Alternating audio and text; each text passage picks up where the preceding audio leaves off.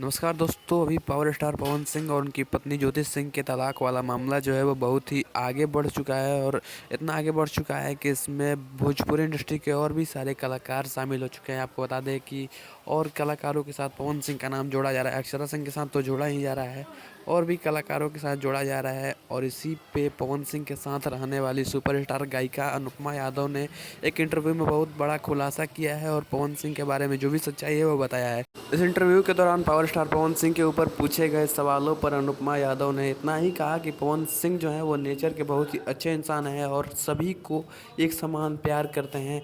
चाहे वो दीपक जी हो गए, पुतुल जी हो गए, चाहे अनुपमा यादव हो गई, मतलब सभी को पवन सिंह एक जैसा अपने भाई जैसा, अपने परिवार जैसा प्यार देते हैं। और इस इंटरव्यू में बाकी सारी कंट्रोवर्सीज जैसे कि पवन सिंह का रिश्ता ज्योति सिंह के साथ क्यों बिगड़ा, इस पर भी बात हुई। और इस पर अनुपमा यादव ने खुल के कहा कि ये पवन सिंह का पर्सनल मैटर है, इसमें मैं ज़्यादा कुछ नहीं बोल सकती हूँ। लेकिन पवन सिंह जो है वो बहुत ही नेचर के अच्छे इंसान हैं और किसी के साथ गलत नहीं कर सकते हैं।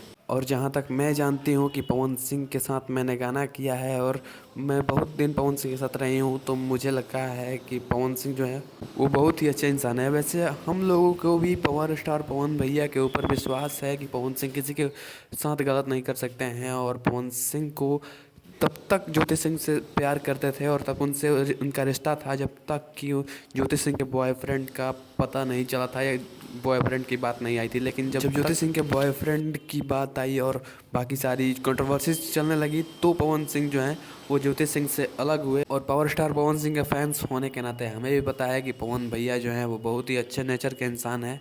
तो वैसे आपका इस वीडियो के बारे में क्या ख्याल है, कमेंट में ज़रूर बताना।